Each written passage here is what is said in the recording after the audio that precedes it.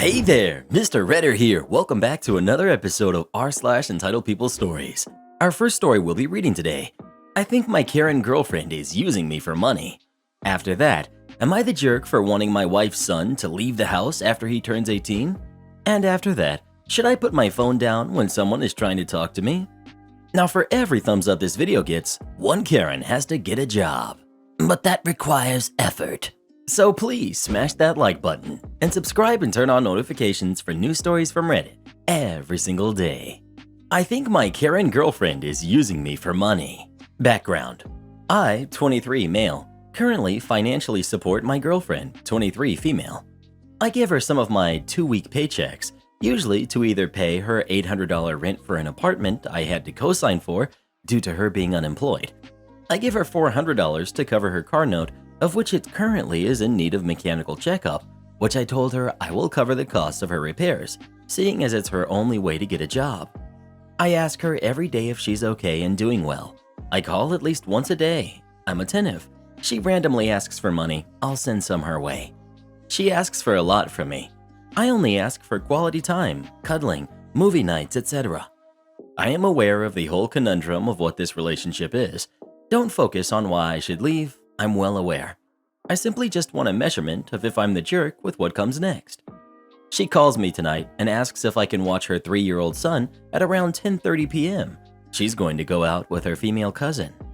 I say I'm willing to babysit as long as she comes home by 3 a.m. to spend the night with me because I love her.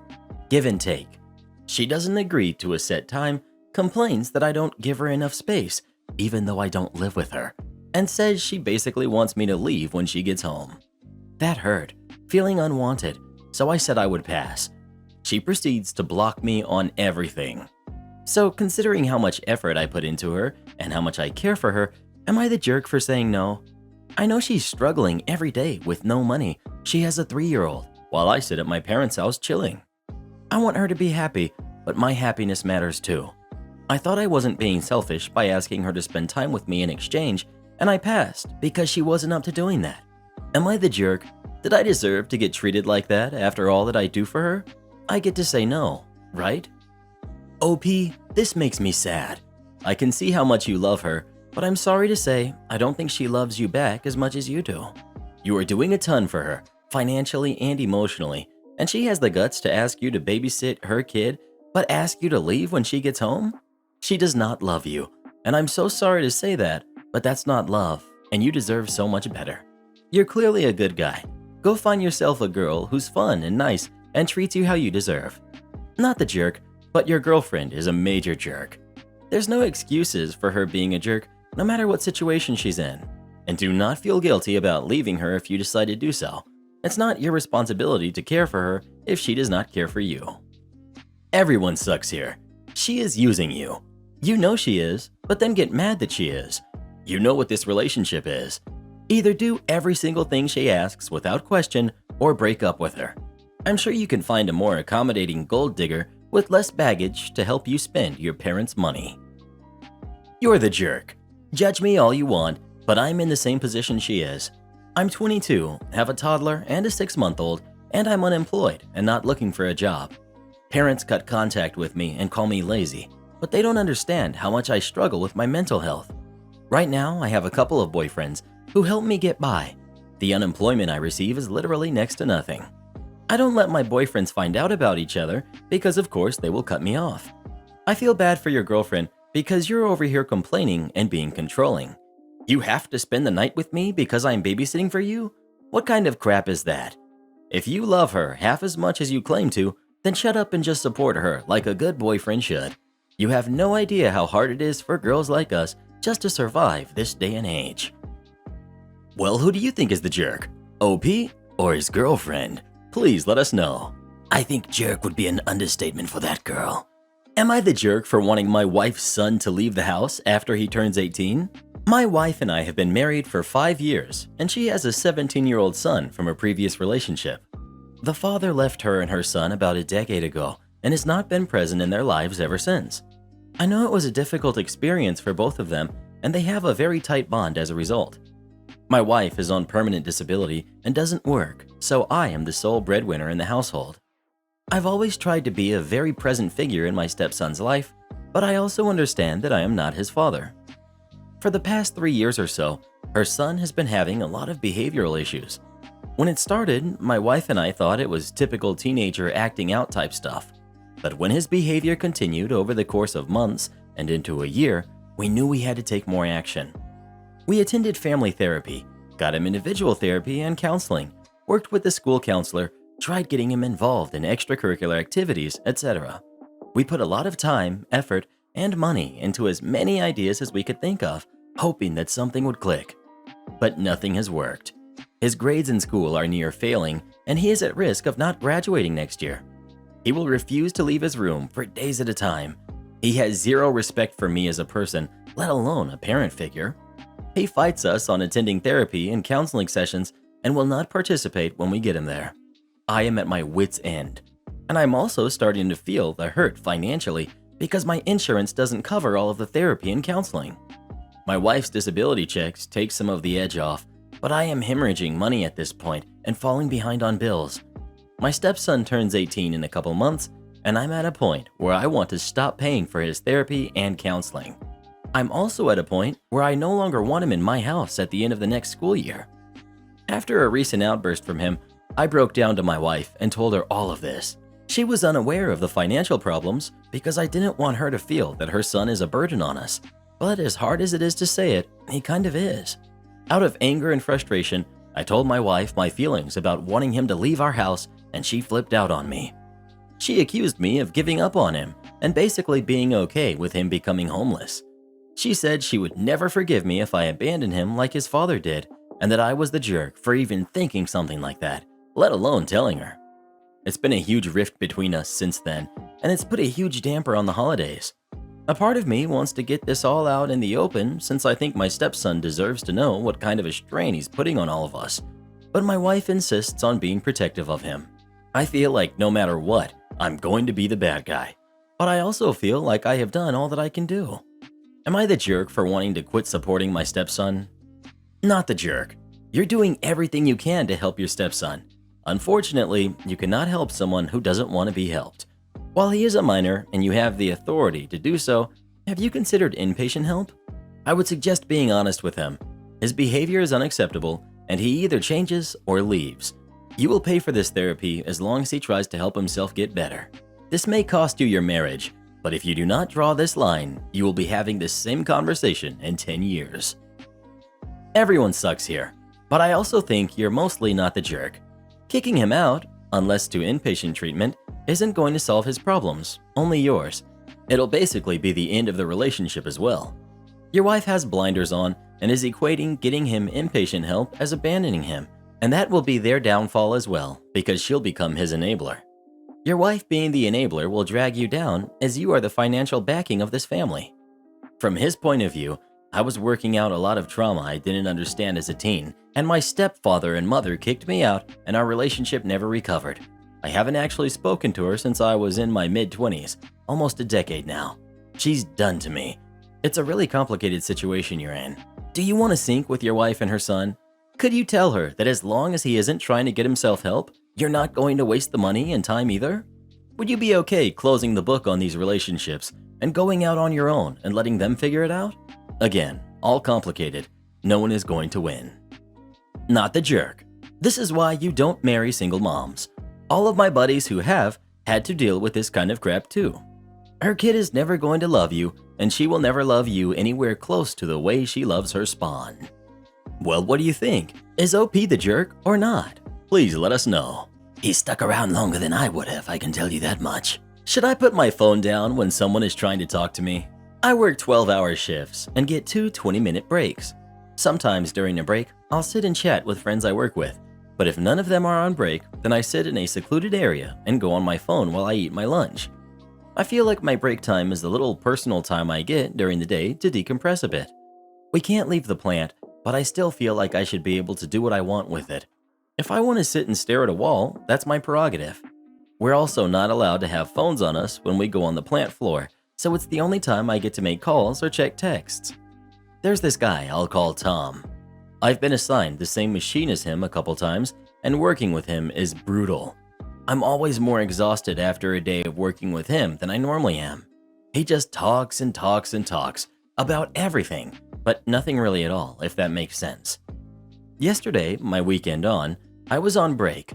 Nobody I talked to was working, so I found a little two-person table by the wall and ate my sandwich and went on Reddit. Most of the break room was empty. Then Tom came in, sat down across from me, and started babbling about work, production times, and what needed to be done. I was just responding with, and and was still on my phone because I didn't feel like talking to him and I was hoping he'd take a hint. So he brings up football instead, asked if I was checking the score. I said no, that I didn't like football. Why not? I just don't. I never met a guy that didn't like football. Interesting. Then he says, you should really put your phone down when someone's trying to talk to you. It's rude. I said, I only get 40 minutes of break per day. Don't tell me what to do with them. It's bad enough we can't leave the plant, so being on my phone is how I like spending my break. He said, well, break time is supposed to be for getting to know your coworkers. You don't have to be a jerk about it. No wonder you sit by yourself. Then he got up and moved. I told my girlfriend after work, and she thinks the guy is probably lonely and looking for a friend, that I could have been nice to him for 20 minutes instead of basically telling him to go away. I feel like just because we work together doesn't make us friends. I'm there to get a paycheck. I don't want to move up or anything. And who wants to talk about work while they're on break? I have a feeling if I did it once, then he'd keep bothering me on every break. Am I the jerk for refusing to put my phone down when someone was trying to talk to me? I'm gonna say not the jerk. He's not entitled to your break time. Yeah, it might be rude of you, but you were just hoping he'd take the hint. When he didn't, you didn't make it about him. Just how you prefer to spend your break. He can be upset all he wants. It's really not that unreasonable or uncommon to have no interest in spending your personal time with the same people you have to spend your work time with. Not the jerk. Break time is not for getting to know your coworkers. It's a break for you to spend it however it suits you. He probably is lonely, but he still needs to accept your boundaries. Tell him you want to use the time to meditate, and his brain will probably explode. If he doesn't know any guys who don't like football, doubt he knows a lot who are into meditation. You're the jerk. You know what the problem is with your generation? You millennials and Gen Zs would rather be messing around on your darn cell phone than getting to know your coworkers. Then you complain about depression and anxiety. Well, gee, maybe it's because all you do is play video games, watch Netflix, and mess around on your phones. Back in my day, we actually socialized. We didn't get participation trophies, and we weren't told we were special just because we exist. No wonder you kids don't have any confidence, and you all expect free handouts. Edit. I'm a retired brigadier general. I worked my butt off for everything I have, but you can call me privileged all you want if it helps you sleep better at night. Well, what do you think? Is OP a jerk for not putting his phone down when the coworker's trying to talk to him or not? Please let us know. That last comment though, that's a boomer if I've ever seen one. Am I the jerk for locking my fridge after my brother let his daughter eat my peppers? I know I sound like I'm making something out of nothing from the title, but let me explain. I love eating bell peppers. I always get a few to snack on while I work. This may sound weird, but they're one of my favorite foods. My brother is staying with me for a few weeks. His wife is away for a work trip, and we live close to each other, so he can come over to my house for a few weeks so I can be there with his daughter while he works. He works nights sometimes, and he doesn't want to leave her alone in case something happens. I keep a lot of my snacks in a mini fridge in a small hallway/closet between my office and an empty bedroom. It keeps them away from where people could find them and closer to my office than the actual fridge down a flight of stairs, so if I'm working, I can easily get to them. The door to the other side is always closed, so I guess it didn't even occur to me that if someone opened the door from the bedroom my brother was staying in, then they would find the mini fridge. Anyway, I had to run out today to do some errands while my brother was with his daughter. He texted me after I had been out for a while and said, "Where did you get these peppers? They're really good. Even Lily likes them." I was upset, I'll admit. I really like those. I just responded, "I just get them from the store. In the future, could you please ask before eating food from my personal fridge? The downstairs one is fine, but the food in the mini fridge is meant for me." He said sure. I was already out, so I bought another pepper and a lock for the fridge. When I got home, I set everything on the counter. My brother asked what the lock was for, and I told him it's for the fridge. He got offended and said I basically was saying I didn't trust him and that he was dishonest. I told him I just wanted to make sure his daughter didn't take anything, especially since now she knows where it is and I'm fairly certain there's stuff in there she can't eat because of allergies. He still said I was being rude by locking it and implying he was going to steal my food. Now I'm wondering if I was overreacting and if I should have just not gotten it. Am I the jerk? Edit. I guess I should have included her age. My niece is 4, so I'm not positive if she comes across the fridge and is able to get into it, she won't. Yeesh, this was completely valid up to the lock. They made an honest mistake. You set a boundary, they agreed, and you still bought a lock. If you had made the boundary and it happened again, then you have an argument, but this sounds completely harmless. It wasn't an expensive or rare item, it was a pepper. Don't put the lock on, OP, just keep to the boundary you have set already and go from there. ETA, as comment posted before edits. If niece has allergies, then a child lock for safety would be very reasonable to prevent harm. Locking the fridge to avoid pepper theft after agreed boundaries in place would be jerk behavior. Taking into account potential harm issue, going to go very soft, you're the jerk, as the original post reflected only the pepper theft issue being the reason, and on that instance, I stand by the original comment. Not the jerk. He and his daughter ate your food without your permission. He can't definitely assure you that his daughter won't be interested now and go after food in the mini fridge again. I especially am concerned about the food that she may be allergic to as well. You shouldn't have to move it from where it's easily accessible to you because he messed up. I definitely don't blame the girl. Your brother was being quite rude, and I don't really see this as an overreaction. I understand why he feels like it is, because he doesn't get that it was a violation of your privacy and trust, and you're concerned for his daughter, but he needs to realize that he can't overstep boundaries in your home. You're the jerk. Not buying the allergy defense. That seems thrown in as a way to make yourself look better. If the allergies were the problem, why wasn't that the first thing you said to your brother? OMG, niece got into the mini fridge? Did she eat any of the allergy food? This is about your peppers, which is extremely petty. I don't understand these posts where people have guests over, then get weird about food. It's food. They're not going through your valuables while you sleep. Well, what do you think? Is OP a jerk for putting a lock on her mini fridge or not? Please let us know. I'd double down and put 2 locks on it. Am I the jerk for not changing my daughter's birthday to be not vegan? So first, a little background. I found out at a very young age, around 3 months, that my youngest daughter is allergic to dairy and eggs. After a bunch of testing, it was determined that she can't have dairy or eggs in any form, not even cooked or baked. On to the issue. Her first birthday is next weekend. From the get-go, I wanted her birthday to be completely safe for her, as in all food, drink, desserts, etc. will be egg and dairy free. We have spent so much time figuring out what she was allergic to and avoiding it. I wanted to have one day where we do not have to monitor everything she ate. And of course, being a baby, she tends to grab for anything she wants. So having no allergens at all means I don't have to worry if one of our other kids, who are 6 or 3, leave their food in her reach. This is becoming a problem now because my husband doesn't want to have only vegan food because he says him and his side of the family won't eat it. I wasn't planning on anything too out there. My mom volunteered to make her homemade veggie soup, and I was going to make a chocolate cake and frosting. The only difference between normal cakes and frosting and the one I'm making is applesauce instead of eggs and oat milk instead of cow's milk. My nephews on my husband's side won't eat the soup at all, I guess, and neither will their parents. The boys, I think, would have liked the cake, but as soon as my in-laws discovered it was vegan, they said they won't eat vegan food, and neither will their kids. My husband wants to just do pizza and normal cake because it's what they like. I don't understand the point of having a birthday meal that the birthday kid can't even eat.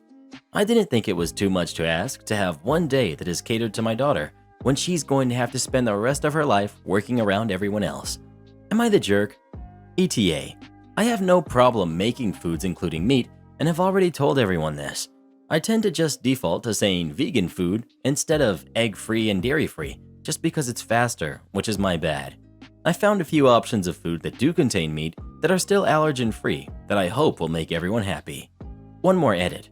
I didn't realize that soup would be considered so weird. We live in California, but my family and I were all born and raised in Germany. Where we are from, it's not unusual to have soup for a dinner. Not the jerk. This isn't your family's birthday, it's your daughter's. Their behavior is just another example of me first. It's appalling that they don't put her safety above food preferences. Why can't they eat before the party? My niece has food allergies that require desperate rushes to the ER before they could all be identified. Mushrooms, shellfish, strawberries, eggs, peanuts. Poor dear. She's 8, and all of these products are still not used at all in any family home she goes to the day of arrival. Family get-togethers don't include any of the foods. We love her more than we love any food. Perhaps ask your husband which he could see a future without: a healthy daughter or his favorite foods. Even if her allergies are not yet deadly, it only takes one exposure to change that, and there is no warning as to which exposure it will be. No phones allowed at work. Tell them to call me directly. I work in healthcare, where phones are not to be used while on the floor caring for patients, etc., for privacy and WHS reasons, which is fine and understandable. Most of us have our phones on us or in the break room and don't use them unless on break or away from patient care areas. None of us check our phones while busy, and if they do, we'll always get called out for it by other staff. We were all recently in a meeting where we were told we are no longer allowed to have our phones on us, as it is a distraction and against policy, meaning not to be used unless we are out of the unit or off hospital grounds. A few people piped up and said they had kids in care where their phone was the direct communication for the carers, or there are issues at home that they needed to have their phone to have quick contact if needed, even if it was left in their handbag and could be checked on breaks. Not only that, but we have a half-hour unpaid lunch break where we should be able to use our phones as we see fit. But this was also denied, as it's still in a healthcare setting and could cause WHS issues. Now, I know working in healthcare and personal mobile phones don't mix, as it really is against policy. However, the issue with denying us complete access was a total overreaction. The issues with requiring quick and direct contact with home or other outside work contacts was brushed off, and we were told if the issue were that bad at home, we shouldn't be at work. Many people were a bit taken aback by this, saying a lot of the home issues are resolved by a quick text back, and not allowing us access to our phones while at work was a bit unreasonable. Our manager said if that is the case, we can give people her direct work number and for contact to go through her, and she will relay the messages to us or give the phone to us to talk to whoever is calling. So, cue malicious compliance. We all gave our at-home, spouses, carers, schools, etc. the direct work line to call for any reason if they're unable to get in contact with us directly, and the phone started ringing continuously. First was a lady whose husband needed approval for a big financial decision at home. The next was a vet calling to tell a coworker their dog needed to be put down. I got a call from my children's daycare saying my son had been bitten, mandatory reporting policy. There were several other phone calls within the span of a few hours, with my manager running to find us to relay messages or pull us off the floor so we could speak to the callers, wasting more time than if we were allowed to shoot through a quick text or take a quick phone call while on our breaks. The next day, we were told we could have access to our phones while on break and to please tell our home contacts to stop calling the manager's phone. It took a few days for everyone to get the message, meaning there were still many unnecessary calls coming through, but it made it obvious that the need for communication lines to be open at home was important. Am I the jerk for choosing my pregnant wife over my mom? Some backstory. My mom was a traditional helicopter mom growing up, and even though I'm almost 30, continue to struggle with control issues and not having as much of a say in my life as she used to, and struggles that she is not my go-to person anymore. 6 years ago, me and my wife got together, and once it became serious, I started to put our relationship as a priority. My mom expresses disdain for my wife, and for my attention being on my wife and not on her. She gets upset that I use vacation time to spend with my wife rather than for family vacations, would constantly complain that I don't visit home enough, etc. It has been very difficult on my wife throughout our relationship to feel like my parents don't approve of her or our relationship. When I told my parents I was going to propose, they tried to sabotage it and told me I was too young. When we bought our first house, they told me we were making a mistake. When we made the decision to move to another state, we were met with a lot of guilt for abandoning the family. And in general, we have not gotten a lot of support from my family. specifically my mom, when making big decisions. Me and my wife found out she's pregnant a couple of months ago and decided to wait until she was 12 weeks along to tell friends and family. We told her parents first, and that took a lot out of her. They reacted well, but it was emotionally exhausting, and she had a rough first trimester, so she just didn't have a lot of energy in general. We were obviously planning on telling my family shortly after, and my wife expressed concern about their lack of support for big life decisions and said she didn't know if she had it in her to be a part of telling my parents. She also doesn't like being the center of attention, so being pregnant has been difficult in that sense as well. After talking about it for a bit, I decided to do a family FaceTime call with my parents and siblings to tell them the good news. They reacted fine, but weren't as excited as my wife's parents. My wife was napping when I told them. Now my mom is telling me she's upset that we didn't tell them in person and that my wife wasn't a part of the conversation. I explained that my wife was having a rough time and felt uncomfortable with that, so I was going to do whatever made her the most comfortable. She is my priority. My mom is insisting that her own needs are just as important in this scenario and that I should have been more considerate and should have known it would upset her to hear the news over FaceTime. She also insinuated that my wife steamrolled me in this scenario and that I shouldn't just defer to her when making decisions. I tried to explain that my wife asking this of me was not steamrolling me and that I made the decision to do this based on her comfort. Am I the jerk for putting my wife's concerns and comfort over my mom's feelings? Not the jerk. Your mother doesn't have any needs when it comes to your wife's pregnancy. She has wants, and she needs to grow up and realize it's time for her to be nothing more than a spectator in your life now. That's what parenting is. Eventually, you're just a spectator. Not the jerk. Your mother is a narcissist through and through. I'm sorry you've had to deal with that. I've been there. Your wife and child should be your first priority, as it seems no matter what, she does not support you making your own decisions. I really hope you're able to set boundaries or just completely disengage from her. I wish you, your wife, and your future child all the best. Don't like our slow gas pumps? Take your business someplace else.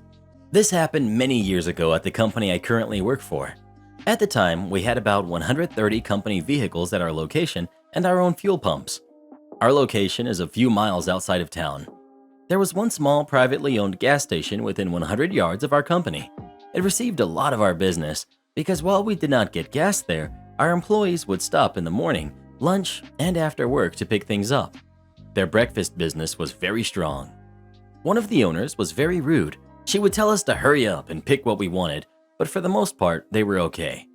There was a change in the law on below-ground fuel pumps, and we found out that we could no longer provide our own fuel to company vehicles.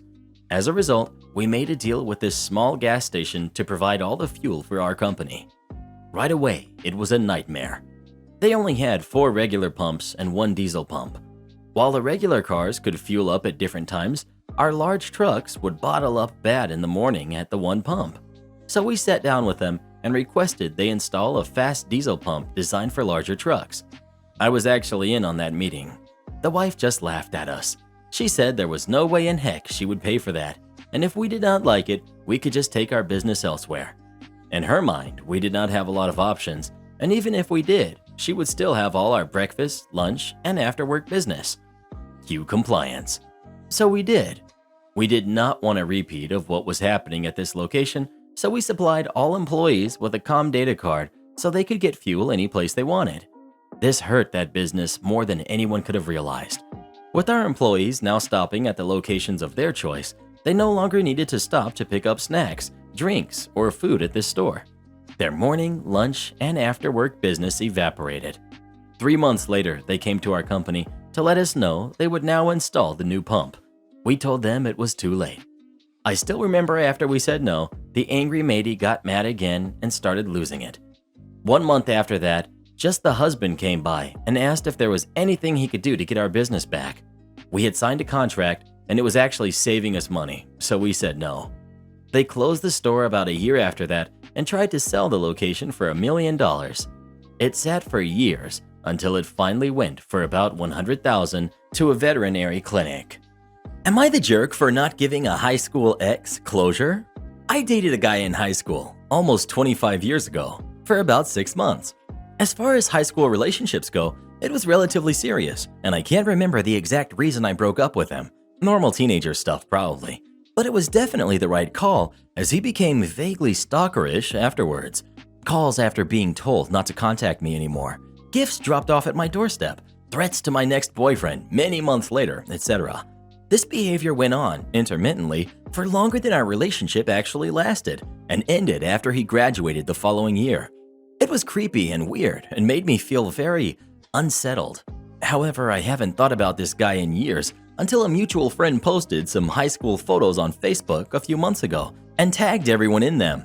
I was sort of taken aback by the photo, so clearly I still feel unsettled by the situation all these years later. A couple of days ago, my ex reached out on Facebook Messenger with a lengthy message about his life now. Married, has a kid, saying that the Facebook photo highlighted the fact that I still consume a lot of his thoughts. Seeing his name in my inbox made my guts churn, and I'm extra creeped out because it sounds like he's been obsessing over the end of our relationship since our friend posted that picture months ago. Evidently, his therapist has suggested he attempted to gain some closure by contacting me and asking for an explanation of why I cut him off so completely. I don't think it's my responsibility to explain anything and presumably absolve this guy of his behavior. And I think his therapist is crap for suggesting he gain closure by contacting me, rather than giving him the tools to accept that not every situation gives people the closure they want. I ignored the original message, but received another one today saying that he needs to hear from me so he can get closure and move on. Am I the jerk for ignoring him, or should I be helping this guy with his mental health by giving him the closure he says he needs? I don't think I'm the jerk here, but my husband and best friend think I might be, because what harm comes from giving him closure? ETA. Okay, messages received loud and clear. I'm going to block without engaging at all. I owe him nothing, and while I feel for him if he's actually struggling, I'd prefer to look like the jerk, despite the overwhelming comments that I'm not, rather than give him the thin edge of the wedge to engage further. Thank you for your comments and well wishes.